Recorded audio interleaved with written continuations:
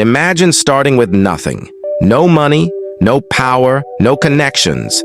Now imagine building an empire so big, governments shake, cities change, and history is forced to remember your name. This isn't a movie plot. This is the real story of Pablo Escobar, the mastermind who built one of the largest criminal empires the world has ever seen, from absolute zero. And the craziest part? He didn't start as a kingpin. He started as a kid with a sharp mind and dangerous ambition.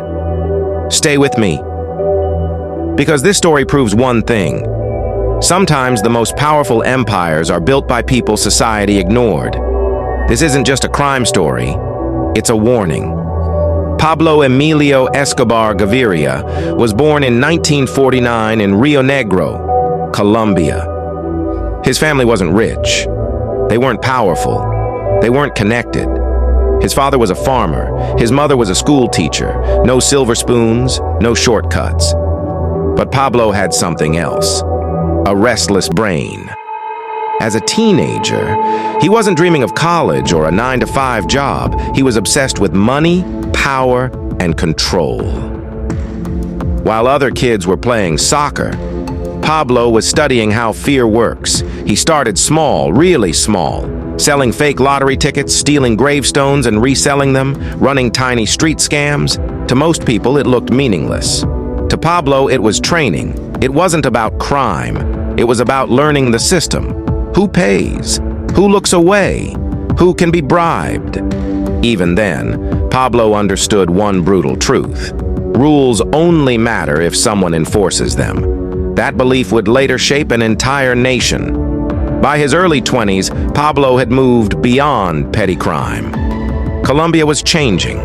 The U.S. appetite for cocaine was exploding, and the drug trade was wide open.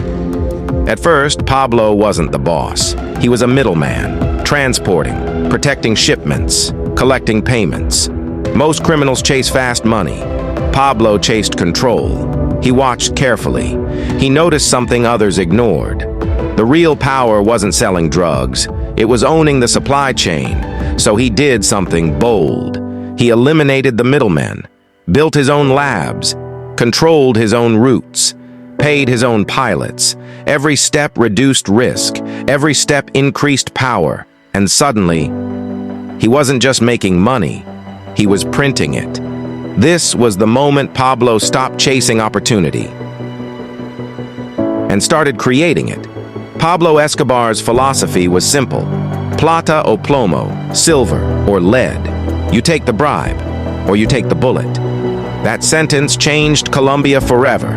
Police officers, judges, politicians. Everyone had a price. And if they didn't, Pablo made an example. Bombings, assassinations, public executions. Fear became his marketing strategy. And it worked.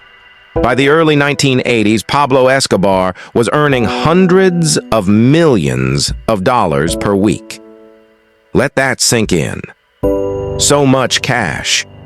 He reportedly spent thousands every month just replacing money eaten by rats. At that level, money stopped being currency. It became a weapon. At his peak, Pablo Escobar controlled up to 80% of the world's cocaine supply.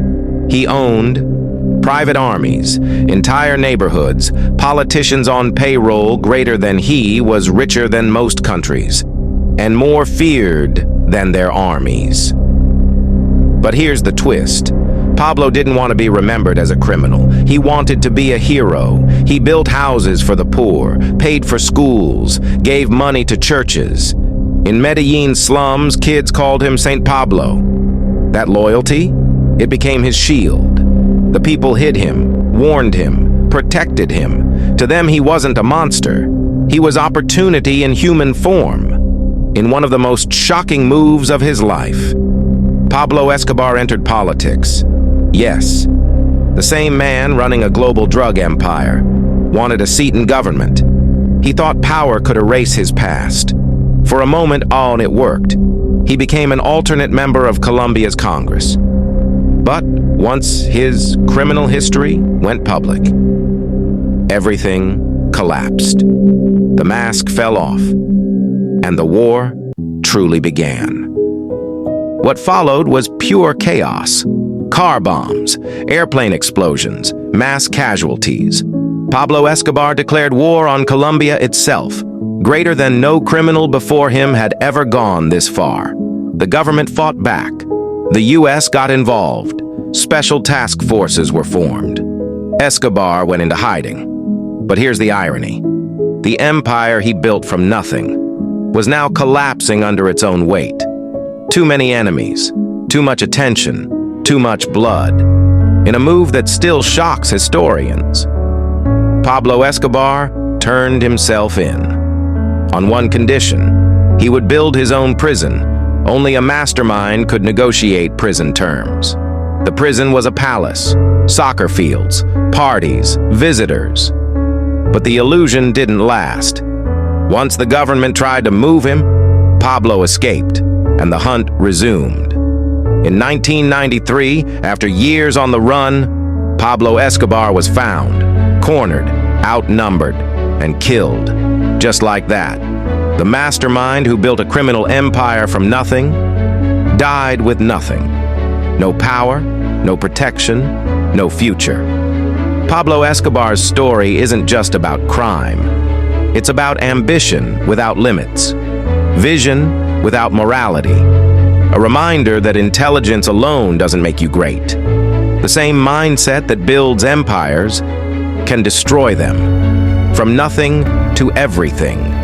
From everything to nothing. This was the rise and fall of a criminal mastermind, and history will never forget his name.